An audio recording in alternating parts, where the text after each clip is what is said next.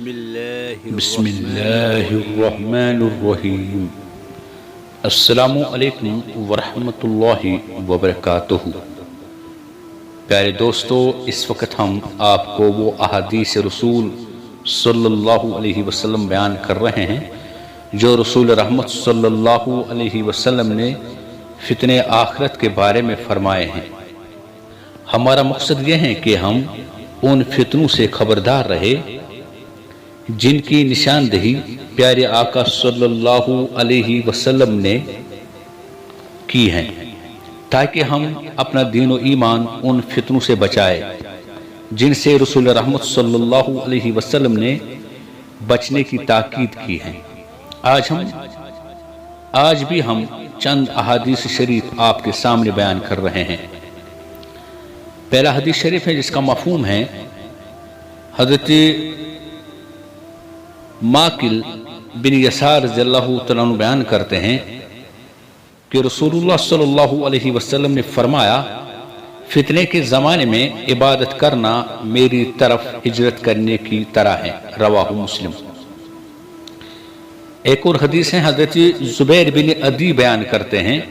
ہم انس بن مالک رضی اللہ تعالیٰ عنہ کے پاس آئے تو ہم نے حجاج کی طرف سے ہم پر ہونے والے ظلم کے متعلق ان سے شکایت کی تو انہوں نے فرمایا، صبر کرو، کیونکہ تم پر جو وقت بھی آ رہا ہے اس کے بعد آنے والا وقت اس سے بھی زیادہ برا ہوگا، حتیٰ کہ تم اپنے رب سے جا ملو۔ میں نے یہ بات تمہارے نبی کریم صلی اللہ علیہ وسلم سے سنی ہے، رواہ البخاری۔ ایک اور حدیث شریف ہے اس بارے میں، حضرت سفینہ بیان کرتے ہیں رضی اللہ تعالیٰ عنہ، میں نے نبی اکرم صلی اللہ علیہ وسلم کو فرماتے ہوئے سنا، خلافت 30 سال تک ہوگی، پھر بادشاہت ہوگی۔ پھر سفینہ بیان کرتے ہیں، ابو بکر رضی اللہ تعالیٰ عنہ کی خلافت 2 سال شمار کر، عمر رضی اللہ تعالیٰ عنہ کی 10 سال، عثمان رضی اللہ تعالیٰ عنہ کی 12 سال اور حضرت علی رضی اللہ تعالیٰ عنہ کی خلافت 6 سال شمار کر، رواہ احمد و ترمذی و ابو داود۔ آج کی آخری حدیث شریف یہ ہیں، حضرت عبداللہ بن عمر بن عاص رضی اللہ عنہ سے روایت ہے کہ نبی کریم صلی اللہ علیہ وسلم نے فرمایا، تمہاری اس وقت کیا حالت ہوگی جب تم نکمے لوگوں میں باقی رہ جاؤ گے، ان کے وعدے اور ان کی امانتیں خراب ہو جائے گی اور وہ اختلاف کا شکار ہو جائیں گے، وہ اس طرح ہو جائیں گے۔ آپ صلی اللہ علیہ وسلم نے اپنے ایک ہاتھ کی انگلیاں دوسرے ہاتھ کی انگلیوں میں ڈالی۔ انہوں نے عرض کیا، آپ مجھے کس چیز کا حکم فرماتے ہیں؟ آپ صلی اللہ علیہ وسلم نے فرمایا، تم جس چیز کو جانتے ہو اسے لازم پکڑو اور جسے نہیں جانتے اسے چھوڑ دو، اور تم اپنا خیال رکھو اور عام لوگوں کے عمل کو چھوڑ دو۔ ایک دوسری روایت میں ہے، اپنے گھر میں رہو، اپنی زبان پر قابو رکھو، جو چیز پہچانتے ہو اسے پکڑو، جسے نہیں پہچانتے اسے چھوڑ دو، تم اپنی فکر کرو اور عام لوگوں کے معاملے کو ترک کر دو۔ ترمذی، اور انہوں نے اس روایت کو صحیح قرار دیا ہے،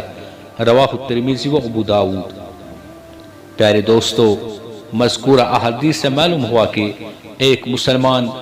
فتنے آخرت کے وقت عبادت ہرگز نہ چھوڑے، اور یہ بھی معلوم ہوا کہ